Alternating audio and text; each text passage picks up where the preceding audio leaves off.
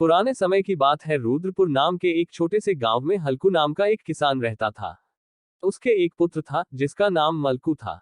यूं तो मलकू अच्छा लड़का था, पर उसमें एक खराब आदत थी। वह बेहद खर्चीला था। वह अपने पिता से पैसे मांगता और उन्हें तुरंत खर्च कर देता, फिर पिता से पैसे मांगने पहुंच जाता। हल्कू परेशान था। उसने सोचा कि अगर मलकू ऐसे ही पैसे खर्च करता रहा तो कभी भी पैसे की कीमत नहीं पहचान पाएगा और भविष्य में गरीब हो जाएगा। हल्कू ने पुत्र को समझाया। उसने मलकू को पास बुलाकर बैठाया और कहा, बेटा, मैं एक बहुत गरीब व्यक्ति के घर पैदा हुआ था। मेरे पिता बकरियां चराया करते थे, जिनसे उन्हें थोड़े से पैसे मिल जाया करते थे। इसलिए मैं ज्यादा पढ़ नहीं पाया और पिता का सहयोग करने लगा। इससे हम दोनों ज्यादा बकरियां चराने लगे और घर में पैसा भी ज्यादा आने लगा। अपने कमाए पैसे को मैं खर्च नहीं करता, बल्कि उन्हें जोड़ता रहा।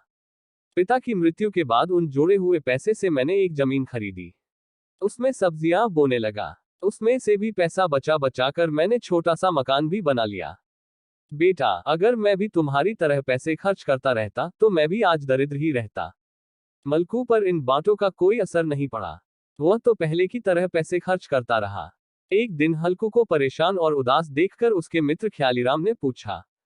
हल्कू की परेशानी सुनकर ख्याली ने एक योजना बनाई जो हल्कू को भी बहुत पसंद आई। हल्कू ने अपने बेटे मलकू से कहा, बेटा, मैं रोजाना बाजार जाकर सब्जी बेचकर आता हूँ। वहां से लौटकर कमाए हुए पैसों में से मैं तुम्हें 10 रुपया रोज दूंगा। उसमें से तुम 5 रुपए खर्च करना और 5 रुपए पास के कुएं में फेंक देना।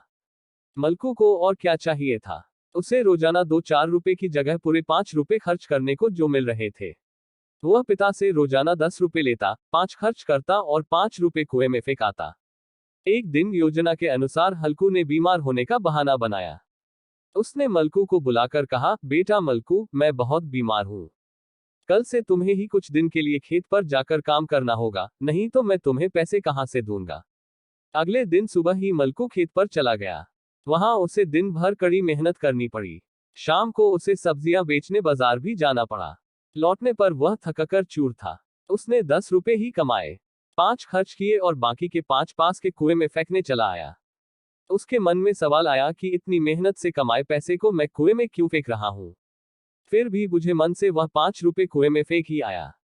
अगले दिन भी ऐसा ही हुआ, मगर कुएं में पैसे फेंकते हुए मलकू को अब तकलीफ हुई।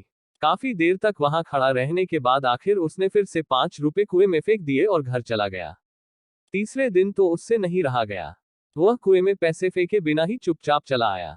पिता हल्कू ने कारण पूछा तो उसने कहा, पिताजी, इतनी मेहनत से कमाए पैसे हम कुएं में क्यों फेंके। अगर इन्हें हम जोड़े तो भविष्य में कोई बड़ी और उपयोगी चीज खरीद सकते हैं।